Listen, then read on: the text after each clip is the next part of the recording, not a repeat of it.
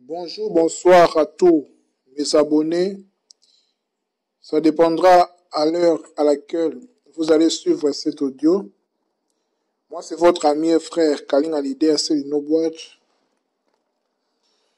Aujourd'hui, comme promis, nous allons continuer avec notre série sur le monde de l'au-delà selon différentes traditions, religions et spiritualités de l'humanité. Dernièrement, nous avions parlé sur le monde de l'au-delà selon les conceptions égyptiennes et mésopotamiennes. Aujourd'hui, nous allons continuer avec les monstres de l'au-delà selon les Mazdéens de Perse. 2 millénaires avant Jésus-Christ, c'est-à-dire 2000 ans avant Jésus-Christ, quelque part entre l'actuel Iran et l'Afghanistan, le mazdéisme s'est propagé sous l'impulsion des prophéties du légendaire Zarathustra ou Zoroastre, prince des mages pour les Grecs de l'Antiquité, dangereux hérétique ou inventeur d'un dualisme religieux pour les philosophes des Lumières. Aujourd'hui, des chercheurs voient en lui l'un des premiers sages à faire converger les croyances vers un seul Dieu. D'après Jean Kellens, il a surtout forgé une doctrine de rétribution des actes qui aurait influencé le judaïsme, puis le christianisme. Les conceptions mazdéennes sur l'immortalité et sur le paradis sont déjà présentes dans les plus vieux textes de l'Avesta. Cette compilation de textes hétéroclites a joué plus tard un rôle majeur dans la vie spirituelle des Perses sous l'empire achéménide vers le 6e ou 4e siècle avant Jésus-Christ et sous les Sassanides vers le 3e et le 7e siècle après Jésus-Christ. Après la conquête musulmane, les Mazdéens furent accusés d'idolâtrie. Certains se convertirent à l'islam, d'autres s'enfuirent vers l'Orient, en Inde où les Parsis sont aujourd'hui leurs lointains descendants. Nous allons parler maintenant de la conception du paradis et la restauration de la lumière. Les racines du mot paradis rencontrent une histoire étonnante qui met en relief son origine perse. Paradis vient du grec paradeisos, utilisé dans la Septante, version grecque de la Bible, pour désigner le fameux jardin d'Éden de la Genèse, dans le sens de jardin ou enclos. Le mot grec vient du persan parades et de la vestique Pairedaesa. Le terme évoque chez les Perses un parc fermé où étaient gardés les animaux.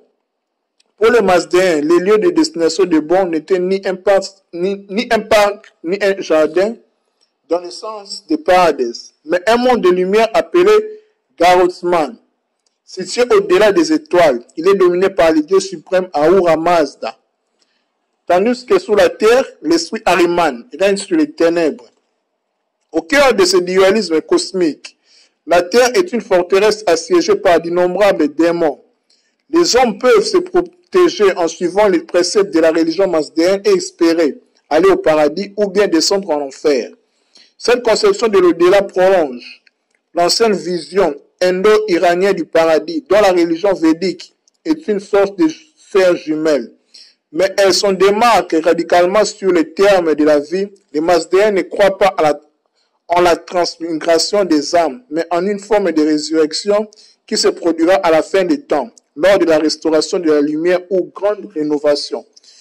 Dans la longue histoire du mazdéisme, les récits sur le voyage de l'âme se développent autour de deux motifs importants, le passage par les ponts Sinvad et l'apparition d'un guide sous les traits d'une jeune femme splendide appelée Daïna. Les musulmans reprendront ces deux thèmes dans leur conception de l'au-delà avec les ponts Sirat et les vierges Ourites du paradis. Lorsque survient la mort, l'âme reste à côté du défunt pendant 3 jours. À l'aube du 4e jour, elle quitte définitivement le corps, atteint Sinvad, les ponts mythiques où les âmes sont triées. Si l'âme est bonne, un doux parfum venant du sud précède l'arrivée de la Daïna.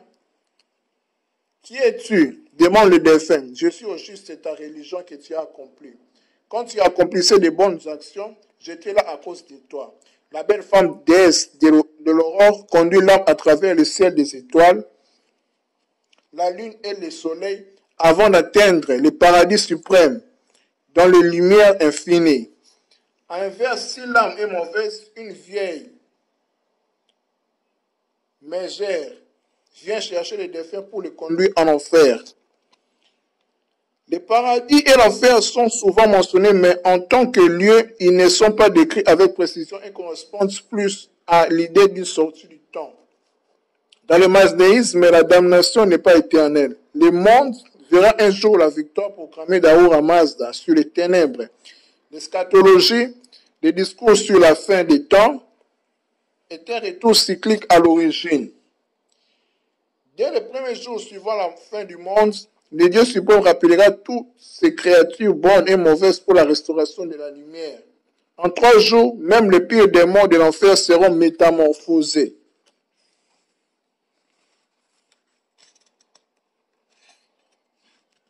Continuons.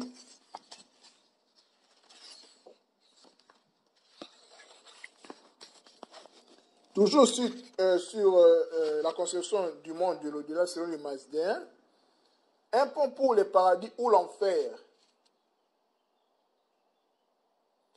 Il faut signaler que les Mazdéens, adeptes de l'antique religion des Zoroastres ou Zarathustra, croient en une vie après la mort. Les âmes des défunts sont jugées sur le pont Sinvad.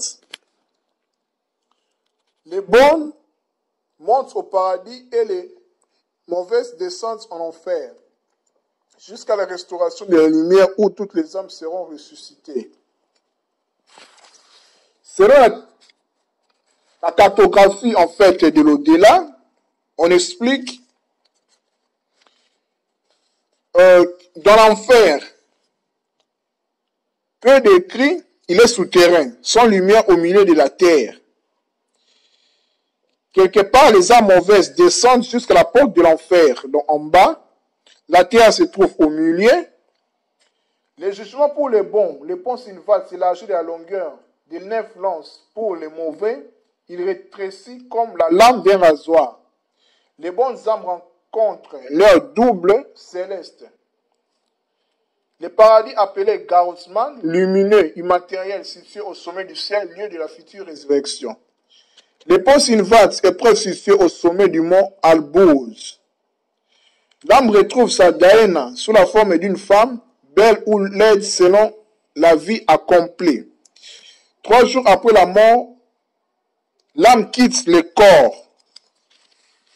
Et puis, selon le masdéisme, les composants de la personne se présentent de la manière suivante. Chaque individu est composé d'un corps, d'une âme immatérielle principale liée entre 2 autres âmes. Yovan, âme, intériorité, moi, conscience, principe masculin. Fravasi, âme céleste, double tutélaire, source d'ange gardien, allié du dieu Ahura Mazda. Les Fravasi existaient avant la création du monde. Leur mission consiste à permettre la victoire sur les forces du mal.